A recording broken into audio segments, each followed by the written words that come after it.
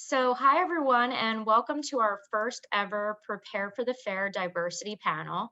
My name is Danielle Fichter. I'm the Associate Director of Employer Engagement within the Career Development Center at St. Joe's, and I'll be moderating today's panel. We're joined today by representatives from three of the organizations that will be attending the Career Fair on Thursday.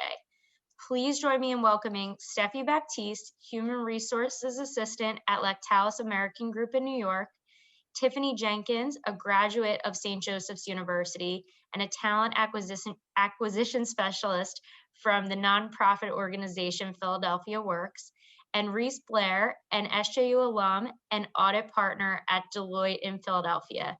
Reese actually also currently serves as a co-chair of the new Diversity, Equity, and Inclusion Council, a subcommittee of St. Joseph's University National Alumni Board. Represent Reese. See that 5 times, Danielle. So I'm excited to welcome each of our guests to Hawk Hill. I have a list of about 8 questions that I'm going to be asking, followed by 10 to 15 minutes of Q&A from our listeners. So audience, feel free to write your questions in the chat box and we'll share them with our guests during the Q&A at the end of the session. So let's get started. So for the first question, for some of our students, this may be the first career fair they are attending or the first time they're attending a virtual fair. What are some tips you can offer students as they prepare to attend the virtual fair and meet with employers on Thursday? Tiffany, you want to start with you? Sure. Hi, my name is Tiffany. Nice to meet you guys. And I always twist on the acquisition title, so you are not alone. Okay, good. So I think the biggest thing is coming to the fair, but knowing what you're here to do. Like, right, are you here to find a job? Are you here to possibly get a mentor? Are you here to learn more about the organization? What is your purpose in attending the fair? Figure that out first. And if it is to look up a job or to be connected to an organization or a company, please do your research. I think is important, especially for this university. They have all the logos of all the companies attending. So take a quick Google search and look at them and see, and come to the panel and come to the fair with purpose, with your meetings, your research, and all that done. And it just helps you navigate through conversations and figure out where you're best suited and where you're not, and just allows you open space to learn more about, the path that you want to take. So do your research. Great, thanks, Tiffany. Reese, do you want to jump in as well? Yeah, look, I think Tiffany, as a talent acquisition specialist, she's going to hit all the points because this is certainly within her wheelhouse. And we're in an interesting time right now, right? Even talking about a virtual career fair. Right. Who would have thunk it back in 2019, we'd even be having this conversation. So I think it really is a function of just being nimble. And I love the title of this event, Prepare for the Fair, right? I think that speaks volumes. And I think Tiffany hit on all of the points that were shared. And I would just say 2 other points that you should think of. Right now, I'm representing, St. Joe's and my SJU alumni swag here. But I would encourage, because the impression that you're trying to make, right? You only get a first chance to make a first impression. You never get a second chance to make a first impression. Let me flip that a little bit. You never get a second chance to make a first impression. And so if you want this individual to be able to see you and envision you as someone that could be walking the halls of their company one day when the world starts spinning again, I would encourage you to dress professionally, right? Think about how to potentially, at a minimum, wear a collared shirt, ideally wear a suit. That applies to both men and women. And I would say that, you just want to be well groomed, and you want to make sure that the image that comes across on your Zoom profile, if you will, and what you're seeing sort of on this 2-dimensional apparatus that's in front of you, that it's truly a good reflection of who you are and you're showing up in excellence. And then the other thing, obviously, be on time. I almost didn't practice what I preached myself because I was coming from another call. And so just be mindful of giving yourself enough time to be able to make it to the career fair on time. To be on time is to be early. That's a mantra that I live by. I unfortunately couldn't live by that mantra because I was literally coming from another client call before this one. But for yourselves, if you could make sure that your schedule is blocked out so that you're on time, i.e. early, that will, I think, bode well for you to be able, again, to show up in excellence in your appearance as well in your actions by showing up on time. And I think the last thing, common sense, is just to try to go somewhere where it's quiet. I know that's hard in these virtual environments where, unfortunately, sometimes in the spaces that we have, we're occupying that with other folks. So that may be challenging. So try to be thoughtful about how you could potentially show up, in a quiet environment with hopefully a neutral background. I'm representing Black History Month here with my background, but try to have something that would speak to who you are and your personality and what you think represents you. I think that would also be very well received by the folks on the other side of that career fair portal there. So that's all I have. Absolutely. Great advice. Steffi, how about you? What else do you have to add? Yeah, what can I can add to that? I would say more about the on the handshake platform. Make sure that your resume is up to date. You know that all your information on your profile are up to date, whether it's your old internships or old professional experience or your extracurricular experiences that you had in the past. Make sure that everything is up to date so that the recruiter, whenever they will go to your profile, they can access all those information easily, whether it's for the virtual fair or for the one-on-one or even for interview. Make sure that everything is up to date is really important because we really look at that. Yeah, that's great advice and not something that everyone thinks of, I think. So next question, what are some questions that a student can ask to better understand an employer's commitment to inclusion and diversity? Whoever wants to start. Reese, do you want to start with this one? Sure, happy to do it. And one of the things that one of the roles that I wear several hats. So let me let me reframe that. Some of the roles that I have at the firm, as well as more broadly, really touch on this in a very significant way. And so I'm very excited to be able to share some perspective on this because I think, this is a topic that hopefully is not du jour, not of the moment. I think it's hopefully something that will just be a part of the lexicon and what we will be talking about for, in perpetuity, essentially.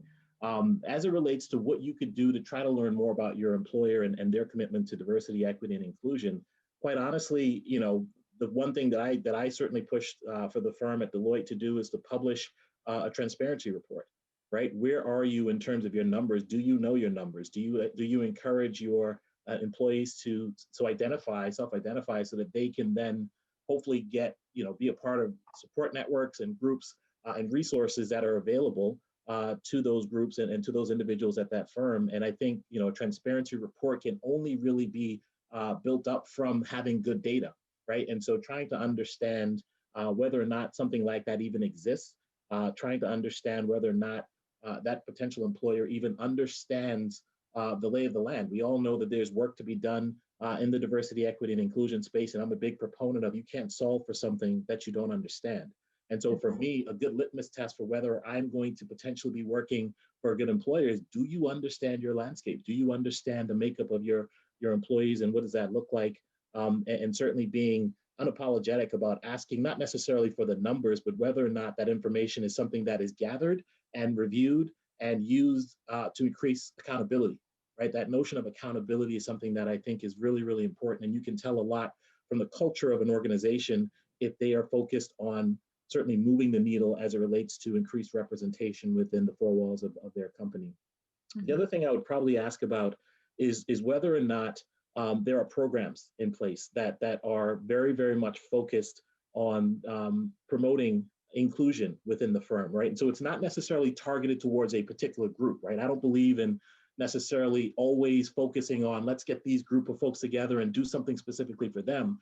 I believe more firmly actually in the culture of the organization. So case in point, again, at Deloitte, we have a program called the Inclusive Leader Program, and we've actually carved out 6 C's of leadership. And so what we do is we offer in this virtual world a 2-hour session where we take our partners and our managing directors. I'm actually one of the facilitators for this program, and I can tell you it is a game changer. It's one of those things that I think from the tone at the top, as well as that mood in the middle, we're really trying to tackle that because we're trying to shift the culture of the organization so that when folks who have diverse backgrounds, underrepresented minorities, however you want to describe that population, when they come into a firm like Deloitte, they feel welcome, they feel celebrated, and not just accepted. So that would be the 2 things I would ask for. What sort of accountability metrics are in place and being evaluated to increase transparency in sort of where that company is, and then what kinds of programs really help to promote equity and inclusion at that company. If I could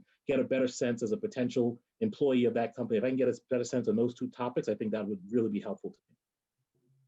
That's really helpful. Thank you, Reese. Steffi, do you have anything to add to that? And then I'll jump to Tiffany. Yeah, I could say that students could try to definitely ask the question to the employer during the interview, the one-on-one.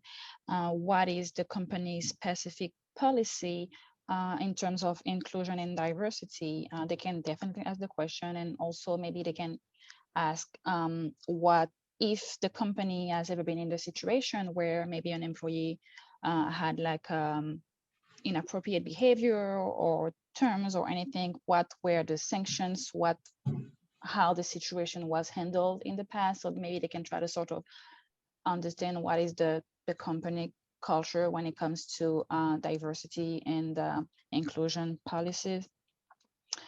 So yeah, do not hesitate to ask about it, definitely, to the employer. Yeah, the culture is definitely key to ask about. Yeah. Tiffany, what else can you add to that? Yeah, I think Reese took all of my points from my cheat sheet, so I don't really know what else to say, but I think the question can be as simple as, how have you prioritized diversity and inclusion in your organization this year or last year? Mm-hmm.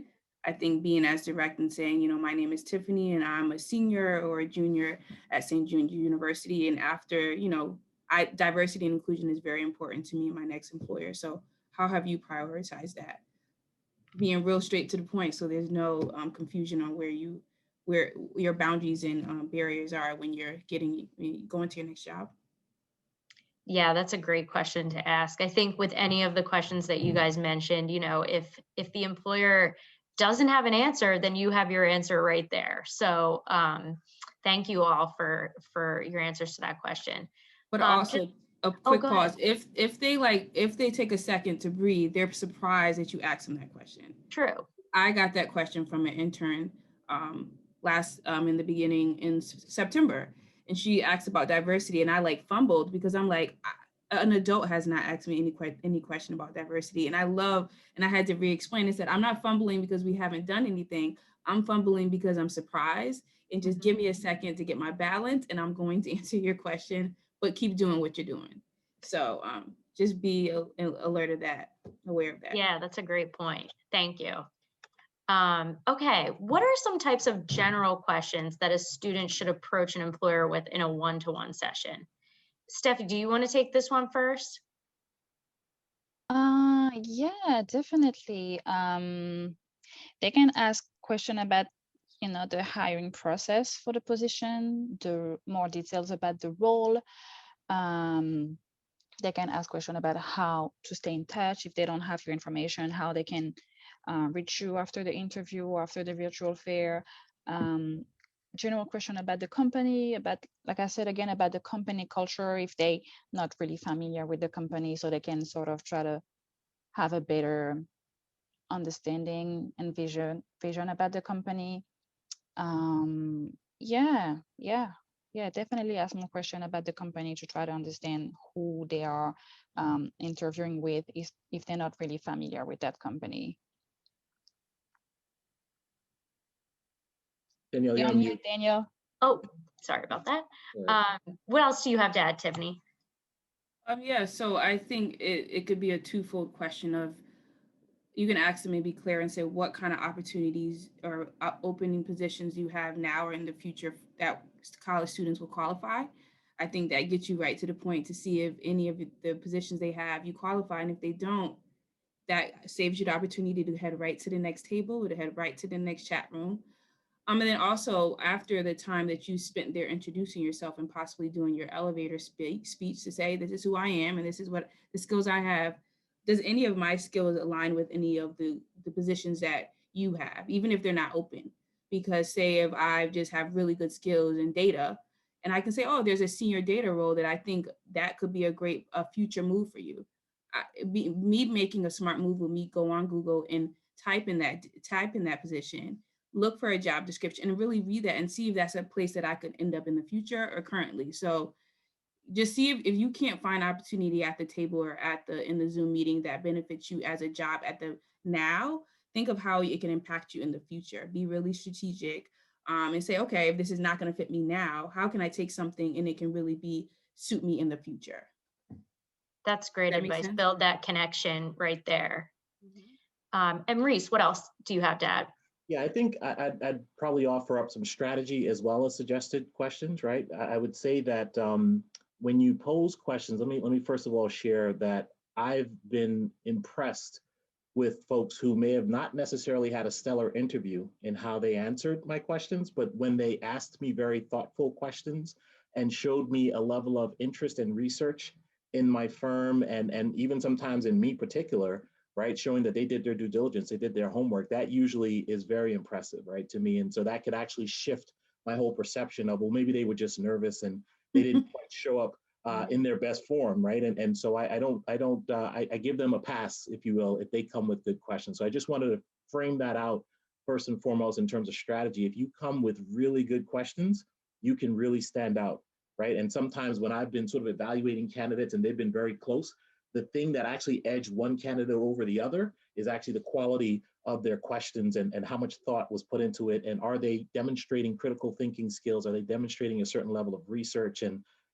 thoughtfulness in how they approach their question, and maybe even follow-ups to show me that in the moment they're also being very intentional about trying to glean as much information as possible so that they can make an informed decision. So I just wanted to offer that up again as strategy. The other thing I'd also share are two things or two questions that you shouldn't ask.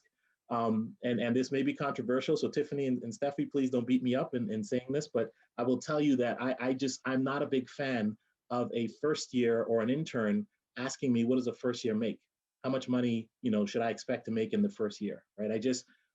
There's probably going to be two sides of that camp that says it's okay to try to get an understanding of what that would look like. But I would tell you, to me as a first year, you should really be looking at, do I align with this company?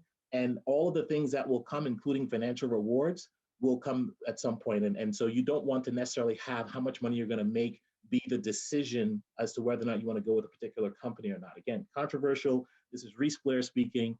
Do not hold it against me. But I would just encourage you to maybe think twice about putting that forward as one of your questions, because I don't think, again, personally for me, it's in good form and certainly not something that I would hope to have as a focus point of a future Deloitter, if you will. The other thing, interestingly enough, is going back to the research question. If somebody comes to me and says, what does Deloitte do? That's problematic, right? Because, and you would laugh, and I laugh at it because, you would think no one would ever do that.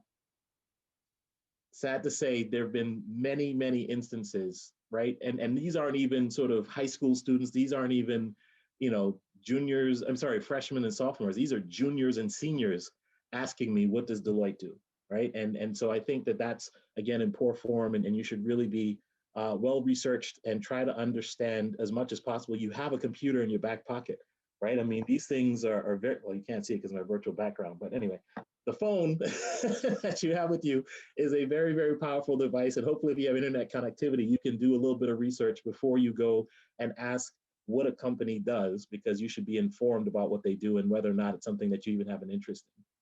So let me switch to what you should be asking. One question that I've always been a big fan of is, what advice would you give to your younger self when you were in my position, when you were starting out and you were thinking about joining a company like Deloitte or a firm like Deloitte? What are some of the things that were top of mind for you? What advice would you give your younger self? That's always a great question. Another good question that tells me that you're thinking about us in the lens of other firms that are like us. What differentiates you from your competitors? What are some of the things that you think differentiate you from your competitors? I think that's always a very thoughtful question to ask, because that tells me that you're trying to make an informed decision and you want to understand, can this person who is now a brand ambassador for their company, can they articulate why and how their company is different from their competitors and what gives them some sort of advantage? And then I think another good question that hopefully will light the person up on the other side of the question that you're asking this to in a one-on-one conversation is, what do you like best about your job? Right? I think that, sometimes people are thrown off because you don't always get asked that question. And I just think it's a great way to sort of take a step back and be like, you know what, that's actually pretty cool that I get to travel as much as I do, that I get to work with some really cool clients. And, it's kind of a lighting up moment. And usually the person who's responding to that question, they feel good. And as a result, they have a warm and positive sort of feeling and emotion associated with their interaction with you. And again, hopefully that will bode well for you in the evaluation process as to, okay, we got 10 resumes, you only have 6 spots. Who are going to make that top 6? Hopefully you're in that top 6 because you left with a very positive and favorable impression based off of the questions that you asked. It lit them up on the inside. So, very long-winded. I apologize, Danielle. No, that was awesome. Thank you so much to all of you. Okay, so can each of you share 2 do's and 2 don'ts that students should keep in mind when preparing for or when attending the fair? And Tiffany, why don't we start with you? Do not. I said do not wear sneakers, but that's in person, so I can't see your sneakers now. So do your thing. Cameras on. I have a different definition of cameras on during remote work, and I take it seriously because I'm getting paid to work. So I'm gonna get paid to show my face. But when it's interview time, put your camera on and be prepared, as Reese beautifully mentioned prior. Do bring your resume if we're in person, and or do have your resume somewhere accessible. So either it's a way that you can share it on the computer or you can easily email it to them after. Because Steffi said in the beginning, people read your profiles. For me, sometimes I want to just meet you. I read resumes all day. I don't want to read an extra one if I don't need to. So if I meet you and you impress me, great. I would love to go look at your resume, or you can email it to me. So that's important. And also, as we said, do research on the organization. Surprise them. Throw something out that they never thought you would do research. Oh, I read your board book. That was really interesting. But I know you can't do that for everyone, but for the ones that you're really intentional about and you really want, make sure you do a little bit of extra work for those. Thanks, Tiffany. That was great. Steffi, what else can you add to that? Jules, since now we are all virtual, make sure that your internet connection is really good, because you don't want to have a bad network during a virtual event. So this is a big do. Another do, I would say, like I said it before, after the event, you can send a thank you note or a follow-up message. What else I should say? Don't let your battery die during the event, because you don't want to lose connection with the employer. Another thing, if you join a virtual event halfway through the presentation or anything, try to not disturb the event. If it's not automatically on mute, make sure you're on mute. Try to not talk during the presentation. Yeah. Okay, great, thank you. And Reese, I what else? touched on a couple of these in my previous response, right? But I think a couple additional points I would probably make, because we're in a virtual environment. I love what Tiffany said, right? If I get paid to be on camera, that's such a dope way to think about that, and I love that, right? So in doing that, especially if you're going to have a one-to-one connection with someone, really work on your eye contact, right? Really work on making a true and authentic connection with someone. Like, I'm looking at you, Danielle, and I'm establishing eye contact, because it's very important, given that we have all these limitations in front of us right now. I'm trying to connect with you virtually. So the only thing that I have at my disposal right now is to have eye contact with you. And so having eye contact, I think, is really important. And also coupled with being an active listener. And look, I have my notepad here, and the one thing I know for certain is that, without exception, every single one of us, within 72 to 84 hours, they're going to forget what was shared, right? And if there were points that were mentioned, if there were things that, as you met certain individuals, they shared about themselves that you want to incorporate into your personal follow-up note to say, hey, Steffi, it was really nice meeting you.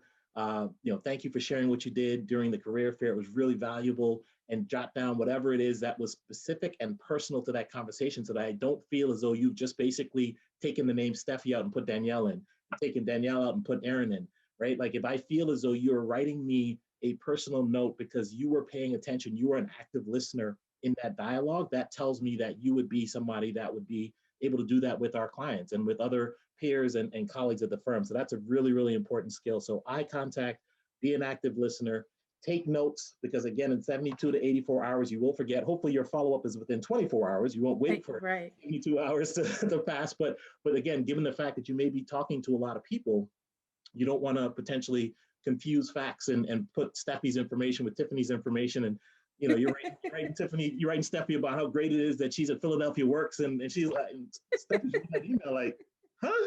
What are you talking about, right? So I think, you know, keeping your notes organized will hopefully be helpful. And the good thing about being in a virtual environment is I get to sit at a desk and take really good notes, as opposed to trying to do that in a live setting where I'm standing up and talking to you. It's a little bit easier now. We actually have a cheat code that we can kind of take these notes while we're sitting at a desk or at a terminal and doing that. And then again, like I said, I think make sure you show up on time. Don't be late.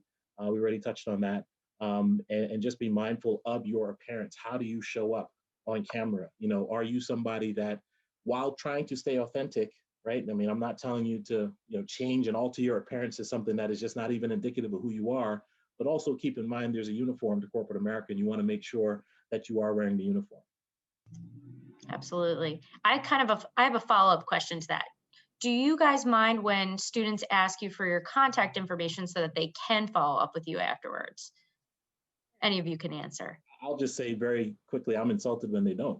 Okay, I just wanted to confirm that. Yeah, of course, it's very important. Relationships are the currency of the future, right? And if you are not interested in making deposits in this bank, then you're clearly not interested in the influence that I can hopefully offer at some point in your career. So anyway, Tiffany, Steffi, I jumped in there just because I'm very passionate about that. But I shut down conversations and they're like, all right, thanks. And no request for a business card. Can I connect with you on LinkedIn? Right. When that doesn't happen, that tells me everything I need to know about this individual. They're not interested in building a relationship. So anyway, I'll stop there. He said it all. Right. Again, he took my cheat sheet. Yeah. Yeah, I think that's a common thing that students do forget to ask. You know, they have a great conversation and they're a little overwhelmed or nervous and they forget to ask at the end. So definitely ask for the contact information. If you're interested, don't collect business cards because you're going to get them confused with the ones that you really want to speak to. So be intentional about your time. Mm-hmm. That's actually a really good one, Tiffany. I never heard that before. Like, if you're not interested, don't act like you're interested. Say thank you for your time, and I'll see you when I see you. You know, it's no use of getting. I've had be respectful. Right. Super respectful and professional, because you never know when you'll cross them. You don't know if they'll be on your interview panel or you'll be walking across the street with them. But I would always take notes on the business card when we were meeting in person. And sometimes when I collected too many and I didn't have time to jot down an important thing about that person, I would forget who that person was, it would just mess up my situation. So be intentional about your time. You are in control of your time. Be intentional about it. Great advice. Thanks, everybody. Okay, next question. So since most students will be attending the career fair from their homes this year, how can students present themselves professionally, both in how they dress and in their surroundings? I know we touched on this a little bit already in some of your responses, but if there's anything else any of you have to offer as far as, you know, what you might suggest their environment is like, or anything professional dress-wise. I think Reese hit those points really well. I would just always say I'm an advocate for being you, right? Who is going to introduce you? Who is your spokesperson? Is you. So speak up, advocate for yourself, ask the questions that you want. Yes, it's very nerve-wracking, but when you leave that table or that Zoom meeting and you haven't spoken up, you feel terrible. So speak up, introduce yourself, and be okay with speaking about yourself, because a lot of people don't want to when it comes to interviews. They're like, I have to keep speaking about myself. Yes, because we want to learn more about you. We're intrigued. So tell us about you. So feel comfortable with doing that. And a lot of students, I find sometimes they get really nervous and they don't do that. So make sure you have your little 15 to 30-second speech about you. Yeah, I think in terms of showing up as well, everything that Tiffany said, I'd agree with. And as indicated earlier, I did touch on some of the things previously, but in terms of your dress code, right? Don't be bashful about, again, wearing a collared shirt, potentially wearing a suit, right? Think about, you know, depending on the role, depending on the job, right? Some folks in the IT space may not necessarily, you know, wearing a suit may not play well to that space. You do want to try to think about the role that you're going after. But again, someone in the professional accounting realm, the legal realm, right? Wearing a suit is certainly something I would advise. And again, being well groomed, right? Certainly making sure that you pay attention to, again, how you come across on camera. And then the third thing I would say is just lighting.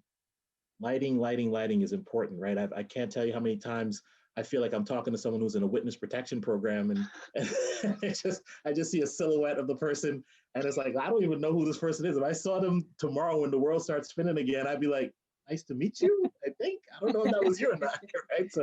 So certainly having lighting, good lighting to help illuminate this beautiful face, right? That you have, I think is certainly very important. And just being mindful again of sound, how you're coming across, you know, project your voice very well so that the person doesn't have to kind of, you know, lean in to hear you. I think that's also reflective of how you show up. So those would be my three suggestions. Yeah, great tips. Steffi, anything else to add? Yeah, well, everything is virtual now again, but I would encourage students to dress as if they were interviewing in person. Dress as if you were interviewing in person, even if you're just going to be facing your screen behind your computer. Dress as if you were interviewing in person, and you know, wear like a corporate professional attire, a pants, skirt, a blouse, a shirt.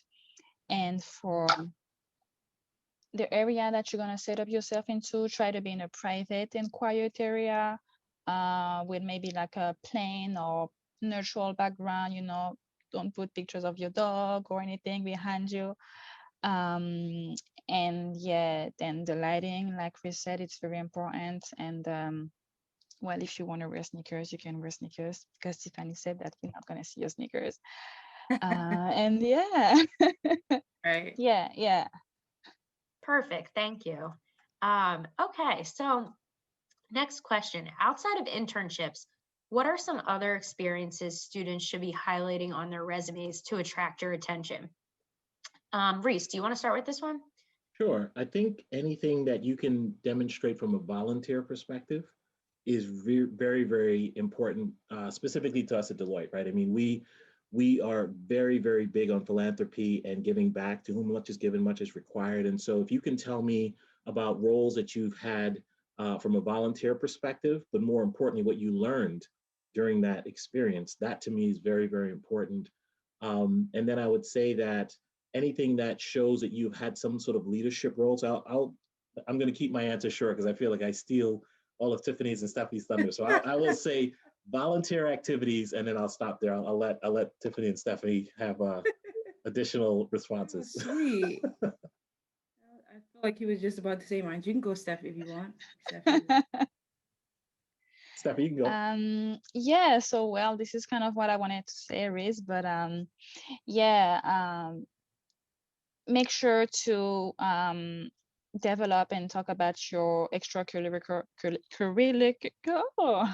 extracurricular I'm here with you. experience. I'm here. Yeah, it's always so hard to pronounce this word. Yes, it is. Experiences, and try to like link them and explain how it will be useful for you for that specific position, even if it was like a volunteer experience, how it's going to help you for that job that you're applying for today, for example, and how highlight how it is linked to that specific position, because there's always something that you can bring up in that experience that's going to help you for the future. So yeah, extracurricular experiences are very important too. Perfect. Yeah, it's and like you said, and Reese had said with the volunteer experience, what you learned or how you can tie that back to the job that you're looking to get is super important. And Tiffany, anything else? Yeah, just make sure you spell check. Some hiring managers they turn off after they see too many spelling errors, and I have to fight for the candidate and say, you know, they were just having a bad day. So please make sure you do spell check. And also, this is similar to what Steffi was saying, that for any job that you had, like a job at McDonald's, really be strategic on what bullets you highlight, because there's a lot of transferable skills that as students, we don't really, we forget to mention, because they're really powerful. If you know you've done customer service, you know you've done problem solving, you know you've done all those things that will be really important and roll over into the major in the direction that you're taking in your career path. Make sure you highlight that. So be intentional about the bullets you have when you're explaining and talking about those jobs that you think are just simple jobs and they're nothing intricate. They really can help show a job your leadership experience, and how you can really be a good person for this internship or job opportunity. So be cautious about that as well. Yeah, that's a really good point. Okay, so next question. How has your organization adjusted its recruiting practices, especially the virtual candidate experience, to attract more diverse talent? Tiffany, do you want to start with that one? Sure.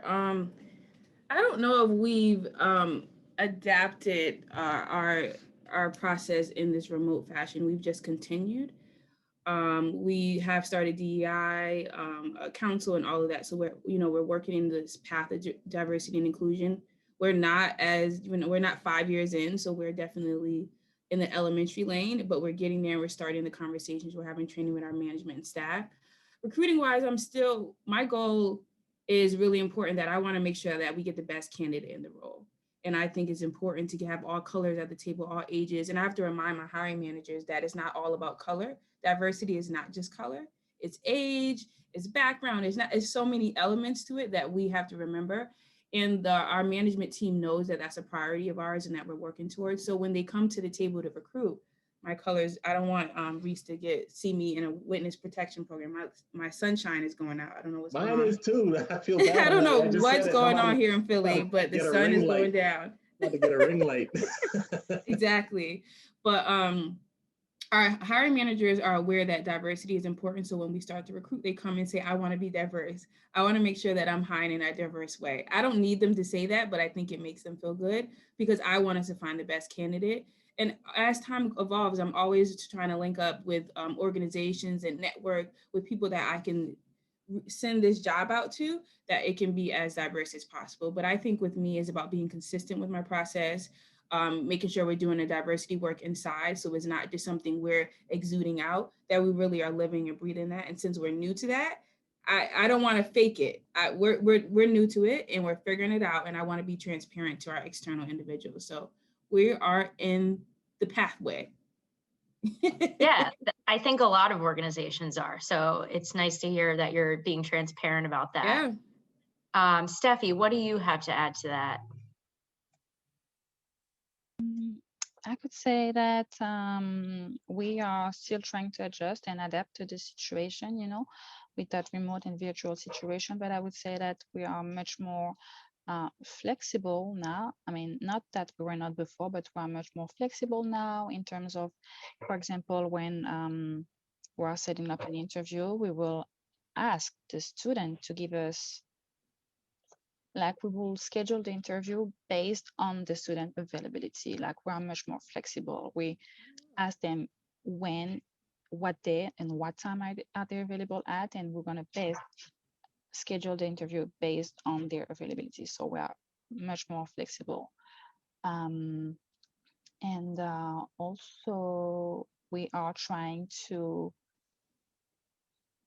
limit the numbers of interview that we are scheduling for students now, because I mean, it's not in person, in virtual, so it's less easier than it was in the past. So we are trying to set up less interview as much as we can. For example, if we have to set up an interview and two of the team members of the recruitment, two of the hiring recruiter can be at the interview, they both going to join at the same time, instead of having two separated interviews for the same role.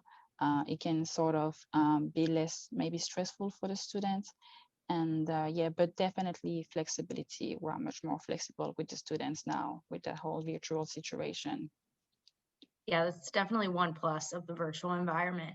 And Reese, what else? How about your company? Yeah, I think we've sort of focused on diversity as a part of our shared values for as long as I've been with the firm. I've been with the firm for about 23 years now, and one of our shared values is strength from cultural diversity, right? Recognizing that the sum of your parts can be actually greater when you bring more voices to the table and more ideas to the table. And so that's always been a core element of our strategy and how we try to win the war for talent, right? I mean, that's really what it is, right? You talk about how you want to get the best and the brightest. And so, when we have an opportunity to engage with Hawks at St. Joe's, we're excited about that, right? Because we know the quality and the caliber of students that are going to come out of that great institution. And so What we do in this virtual environment is obviously leverage some of our tools and technology. We've used a platform called HireVue for a very, very long time. It's basically similar to what you have with Zoom, but it actually allows for sort of waiting rooms and moving things around. So it's actually very similar to Zoom, but it's very specific to recruiting and conducting interviews. And one of the other tools we use, HireVue, is also another really helpful platform in the sense that for screening candidates, right? Before we even actually get to the interview process, we could actually ask students a host of pre-screened questions, and the student will have 30 minutes, 45 minutes, 2 minutes, whatever, 30 seconds, 45 seconds, 2 minutes to respond to the question that's asked. And based off of that, we can decide whether or not we want to move forward, whether they would potentially be a good fit, right? So those tools and technologies are something that we've always had for as long as I can remember. I think for the past, call it 6-7 years, we've been using those tools and capabilities. And so that's been very, very helpful. We're very intentional about building out certain cohorts, right? So for example, at Deloitte, we have a group called CARE on campus, and that's just short for Committee to Advance Racial Equity on campus, right? And that group, while our campus team is always going to have a focus on trying to bring in diverse talent, that group is specifically looking to engage with some of the student groups, right? So for example, if there's a National Association of Black Accountants chapter on that campus, CARE is going to engage with that group, right?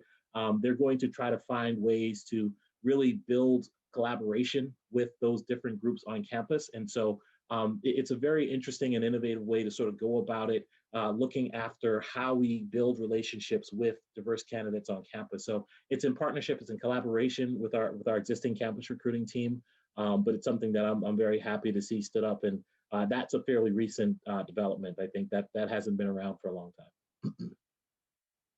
Very cool.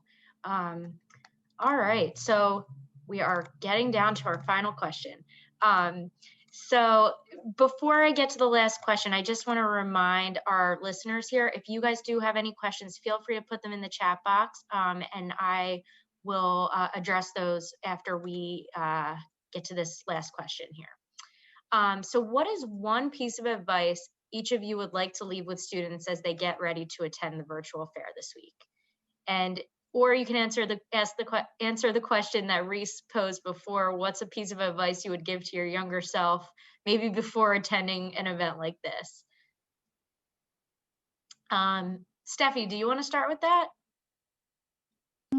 That's a very good question. Well, first advice that I would give to the students would be to, of course, be prepared. Know the company that you're interviewing with, or the virtual event that you're attending. Be yourself, don't pretend that you are another person. Be honest about who you are. For example, if you are, let's say, a shy person, just be honest. I'm shy, but I'm working on overcoming that shyness. Or be honest about who you are, and do not hesitate to ask questions. Like, there's no stupid or dumb questions, so just ask questions. Do not hesitate, and of course, do not hesitate to follow up if you're interested in that company, of course. Perfect, thank you. Reese, how about you? So I think I would give the students a mantra, right? And this mantra is very simple. Practice builds confidence, confidence slays fear. That's it. Practice builds confidence, confidence slays fear. I can still vividly remember, granted, I've been at this for 23 years, yet I can still vividly remember how daunting, intimidating, borderline overwhelming it felt going into a situation where the stakes were high. I was emotionally charged. I had no idea how I was going to be received. I felt as though I had done my research. I felt as though I had, prepared, in the sense of I had my questions. I had all these things that you would think would give me some level of confidence. But the thing that I was missing was I didn't practice. And the thing that I was missing was, I don't know, the younger self, the 23-year younger version of myself wasn't self-aware enough to be able to truly articulate the value prop that I can articulate today, right? So building out who you are, know thyself, right? Building out who you are and being in a position to articulate that value prop and more importantly, practice doing that so that you don't come across as over rehearsed. It just comes across as, my name is Reese Blair, I'm an audit partner. And so I'm just conversing with you, but I know my stuff so well that all of the jitters, all of the concerns, all of the fear that I have is slayed by the practice, which build the confidence, right? So practice builds confidence, confidence slays fear. Okay, that what I would leave my younger version and all of the students listening on this call with that mantra, and in the hopes that they don't think their way through it, don't conceptualize and leave it all up here as a sort of theoretical exercise, a cerebral exercise. Actually physically get your body used to talking out loud and talking to other people about who you are and what you bring to the table. Practice that, because that will help you be able to articulate your value prop and be more comfortable doing that. I love that saying too. That's great. Thank you. Sure. And Tiffany, how about you? Yeah, so what I would tell myself 5 years ago, or when I was in college, is it's a process. Be patient. I had no idea that I would leave college in the middle of the recession and not find a job in the area that I thought I would find a job in. And I just wasn't being careful. I wasn't enjoying each moment. Um, I just wasn't present. And I think when you forget to be present, you lose a lot of time that is important for your career development. So I wasn't taking job opportunities because I felt like I had a bachelor's degree, and I'm like, who does that with a bachelor's degree? So I was losing out on beautiful opportunities that could have made me even better than I am now, because I was so caught up in I had a degree and why am I not doing this? So please do not try your best to not get caught up in that degree. It's amazing to have and it's an honor, but there's so many skills that you need to build and to develop to be the professional that you are bound to be, and the leader you are going to be, or you are. So life is not straight.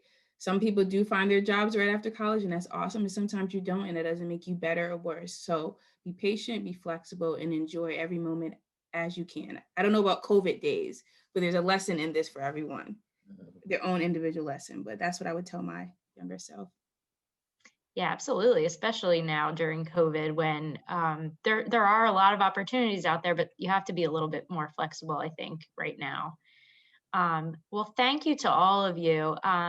Does anyone have any questions that they'd like to pose to? Go ahead, Jamie. Hi, so I'm a recent graduate, and I guess my question, yeah, and I guess my question is for you guys, Tiffany, you touched on it a little bit, but once you graduated, I mean, I'm trying to look for a job. What advice would you give me while you were looking for your first job, or what journey did you go through to get your first job after college? Well, we don't have that much time to talk about that, but I'm gonna try to sum it up real quick for you, Jamie. So first of all, congratulations. Did you graduate during COVID? This craziness? Yeah. Oh my God. I'm so sad for the graduates, because you didn't get to have the graduation that we had. It was, you'll get there. I'm not even gonna brag, but I'm so sad for you, Jamie. Congratulations. It took me a lot. So once I got past, I have a bachelor's degree, I'm amazing, why am I doing this work? I started to really focus on how can I get to tap other areas and learn what sector I want to be in. And I didn't think of it like I did now, but I started to look into temp agencies. They were something to quickly get money, quickly get assignments. And the beautiful thing about it is I got to go to 5 different industries in 6 months. And I had the recession, so that's why I couldn't get a job. And this time, be resourceful. I got to go into an insurance firm. I got to go to a law firm. I got to go to a corporate and a nonprofit, which I landed in my job now. And I started to talk when I got there, like, is there opportunity in this area? Is there opportunity in this area? And really stay in contact with that temp agency. Tell them what your plan is. Say you're flexible to try anything. Apply to temp agency gigs. Do them. And I think they really change your mind in the direction that you're taking, along with the focus and degree you got from college. But really, I think we don't pay attention to temp agencies as we should. So try them. I would start there. And you can reach out to me and we can definitely chat further, Jamie. Thank you. No problem. Congrats again. Thank you. Thanks, Jamie. Any other questions? Can I just chime in really quickly on Jamie's? Yeah, of course. question, Go ahead, actually? Reese. So look, there's 6 degrees of separation, right? We've all heard that. I can tell you, factually that just what I've been able to see with the power of LinkedIn. Jamie, I know you're on LinkedIn, and hopefully you are becoming a LinkedIn ninja, because I will tell you that some of the opportunities that have come to bear as a result of tapping into that network and using warm introductions to really network your way into opportunities is real, right? I mean, I know a student who graduated similar to yourself, and just through persistent follow-up, he didn't get a response back to a connection request, didn't get a response back to an in-mail, didn't get a response back to a series of outreach efforts, right? But guess what? It's either going to work or it's going to work, right? Like, so there was no other alternative. There was no other option. And he just kept pushing. He then networked his way into talking to a junior member on my team. I know, like, and trust this junior member on my team. And if she comes to me and says, hey, you need to talk to this person, I'm going to listen, right? Sure enough, I connected with this young man. I was blown away. I couldn't for the life of me figure out, how did you graduate and not have a job? That I was just flabbergasted. That then led to me obviously leveraging my influence as a partner with the firm for the past 11 years to say, campus recruiting, experience hire recruiting, we need to talk to this young man. That led to a series of interviews. He now works as a member of my team and is doing a fantastic job. So I'm telling you, leverage LinkedIn, leverage the power of relationships. You never know where it's going to go. And one thing I want you to remember, I want you, your own personal mantra I'm going to give to you, Jamie, right? As you do this, remember this, please. Some will, some won't. So what? Okay. Some will, some won't. So what? You got to keep pushing. You got to keep pushing, Jamie, right? And so when you don't get the response, when you hear no, when you hear not now, right? You got to keep pushing. I promise you, that guy, he was, I want to say it was 8 months, right? For you, it may be longer. I don't know. Hopefully it's shorter, right? But you just don't give up. Some will, some won't. Some just won't respond. But the person who will, they're going to give you the shot that you deserve. They're going to give you the shot that was specifically for you. Oh, good job, Reese. Thank and you. I think that That was like motivational for sure. information is super inspirational.